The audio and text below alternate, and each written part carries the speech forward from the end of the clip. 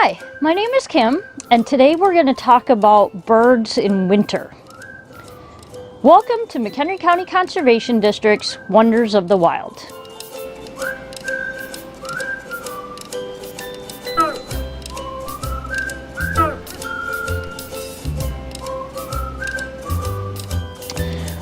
So obviously not all birds stick around in the wintertime. What we have are the birds that can still find food.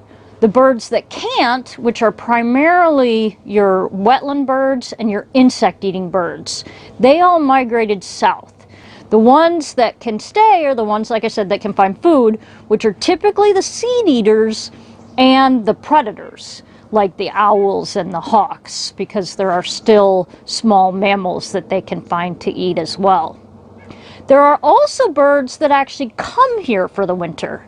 So when you see a northern junco, you're probably here in northern Illinois between the months of October and March. Otherwise, they are not here during nesting season. They're just a wintering bird. We have all kinds of birds visiting the feeders at Lost Valley Visitor Center today. On the flat feeder, we have black oil sunflower seed and some cracked corn, and that's attracted a cardinal, in this case a female cardinal. You can tell because she's not as bright as her male counterpart. She's more of a dull red with a little brown in it. When that's the case, what it means is that she needs to be more camouflaged because she's the one sitting on the nest, and the male is the brighter one, and he does the attracting of the mate. When birds don't seem to have any kind of coloration difference, it typically means that they take turns on the nest. So they're both a little bit on the dull side, or at least they camouflage to their surroundings when they're on their nest. And one case of that would be the dark-eyed juncos, which we are also seeing. Those are the little gray birds with a little bit of white on their feathers in the back and the light-colored beak. Those are the ones I was mentioning earlier that come here just for the winter. We've also had a blue jay on the flat feeder, and again, for this case, we don't know whether that's the male or the female, but all of the beautiful blue feathers, as well as the white and black, tell you that it's the blue jay. Also his notable size, bigger than even the cardinal. The other birds that we've seen have been visiting the suet feeder, and in that case you have your woodpecker family. So we have seen the red-bellied woodpecker. This is often mistaken for the red-headed woodpecker, but the red-headed woodpecker has an entirely red head.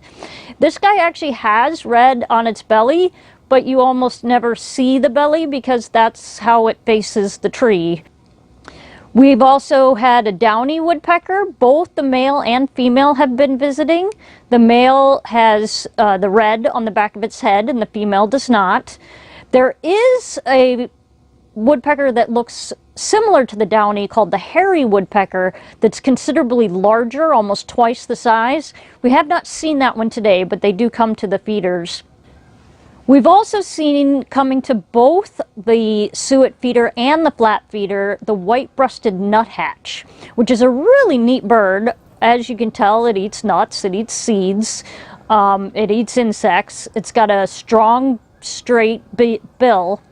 And the white-breasted nuthatch is one of the only birds you're going to see that's willing to go upside down on the tree trunk.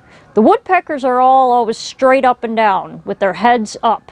But the white-breasted nuthatch, and with a few exceptions, is one of the only ones that will do the straight down the tree.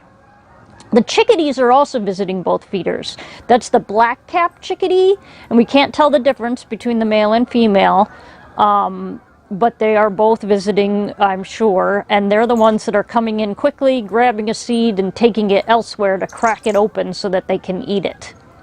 The goldfinches are birds that we typically know as being beautifully bright gold, but they lose that color for the winter time because they don't need it anymore.